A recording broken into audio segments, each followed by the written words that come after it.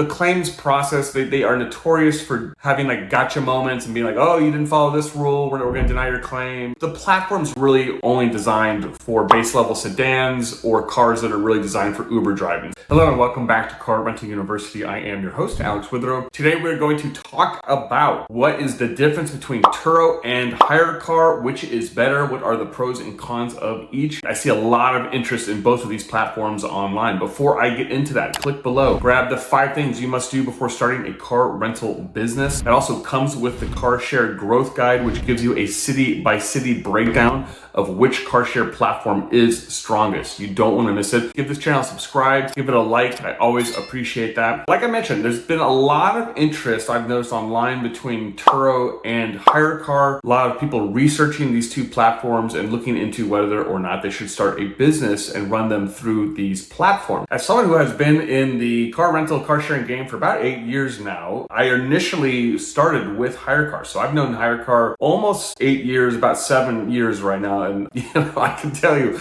it's been a wild ride with those guys. Obviously, I would say not a whole lot has changed with them in that time. Obviously, the Getaround acquisition happened last year. That was big news for them. They have now been absorbed into the Getaround team. De facto, Sai Fahimi, the COO of Getaround, is now running the team at Hyrecar. Turo is obviously a known player. They are the leader in this space, in this industry. So I'm going to just take you through a list of pros and cons for Turo and a list of pros and cons for Hyrecar, and then I'll kind of give you my final recommendation at the end of this video, so stick around. Let's talk about Turo first. What I like about Turo is that it's just generally easy to get cars rented on Turo. They put a lot of money behind their marketing budgets. They put a lot of money just behind getting these cars rented. They have a great claims process. They have 5 different levels of insurance based on how big your fleet is. Frankly, I don't understand why everyone else doesn't emulate what Turo does with insurance, because I think they have a great model.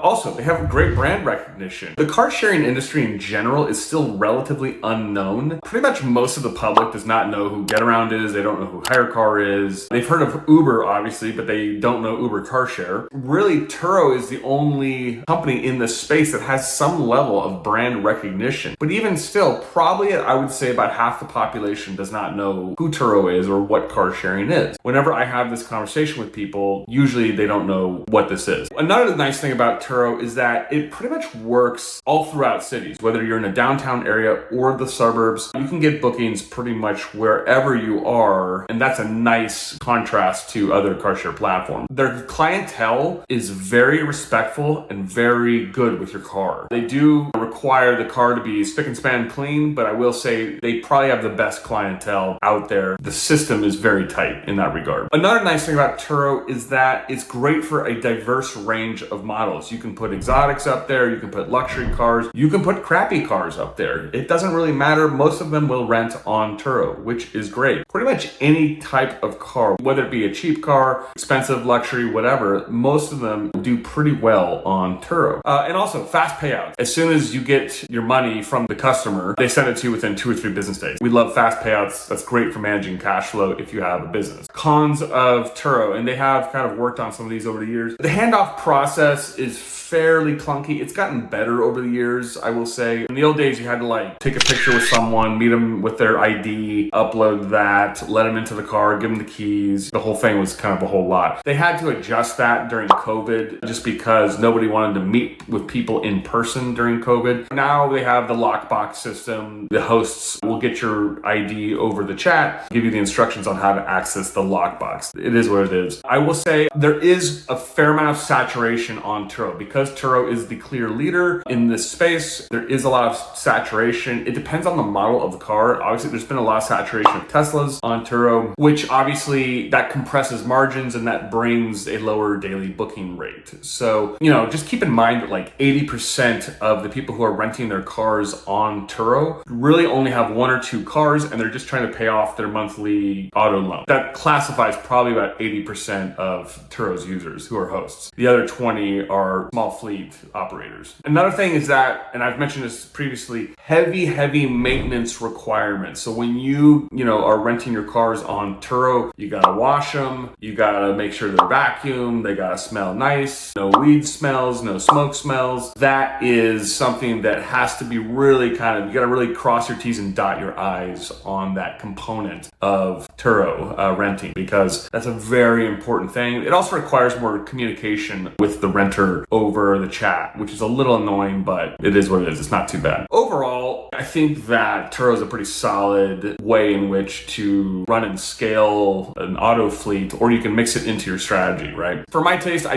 don't love the clientele on Turo because I think they're just very fussy. It's a lot more high maintenance type people, right? So let's get into Hyrecar. Obvious benefits of Hyrecar is the long-term renters, because 98% of the clientele on Hyrecar are Uber drivers looking to rent a car long-term for Uber driving or Uber Eats driving, right? So that in and of itself is a huge benefit, because once you give out a car to someone, typically they will take it for 3, 4, 5, 6 months, and you get a consistent check coming in on that car, right? That's a really nice thing about the Hyrecar system. Obviously, for those of us who are a little more savvy in this game and have been doing this for a long time, it is an excellent location to poach drivers for private rental agreements. That's not a secret at this point. Everyone knows that. If you are skilled at creating private rental agreements and pulling people offline, in that scenario, Hyrecar is a great place to find those types of clientele. Now, in terms of the cons, the clientele, so like I mentioned, Turo's clientele takes great care of your car, but they are very high maintenance. Hyrecar's clientele is basically the opposite of that. They don't care at all what condition the car comes in, and they will leave your car in a crap condition as well.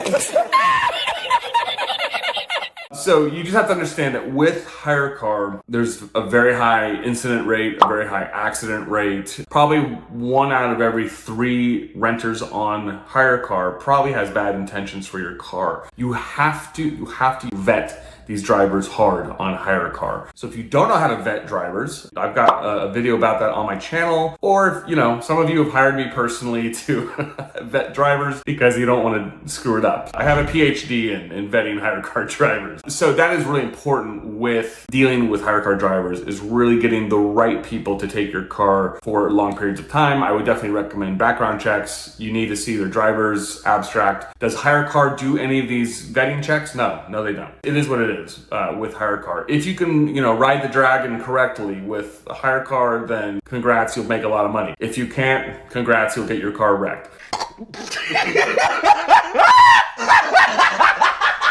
Another thing is that they don't have a very good claims process. So if you are running your cars on the Hyrecar system, by the way, they have 4 different levels of insurance. Always take the top level of protection with Hyrecar, because anything less than that is going to give you pretty much no protection. Basically, the claims process, they are notorious for having like gotcha moments and being like, oh, you didn't follow this rule, we're going to deny your claim. They're like notorious for that. This is why they're very difficult to deal with. The platform's really only designed for base level sedans or cars that are really designed for Uber driving. So you would never put a luxury car on Hyrecar unless you were insane or trying to get rid of the car. You would never put any kind of exotic on a Hyrecar. That is completely nuts. This is really designed for more just lower end cars, cheap cars, basically anything that you're just trying to milk any kind of cash out of, but is towards the end of its life. That's how I would describe the types of cars you would want to put on Hyrecar. Between the two platforms, if you are, I'll be completely honest, you can really use these platforms interchangeably in different scenarios. Turo is a great way to build your fleet and to run your business around, but if you are trying to get private rental agreements set up, which is a little more of an advanced level agreement, it's great to prospect those types of drivers off of Hyrecar. If you need more help with that and on how to do that, I have a whole program about how to do that. I also consult with people all the time on how to do private rental agreements effectively. I would probably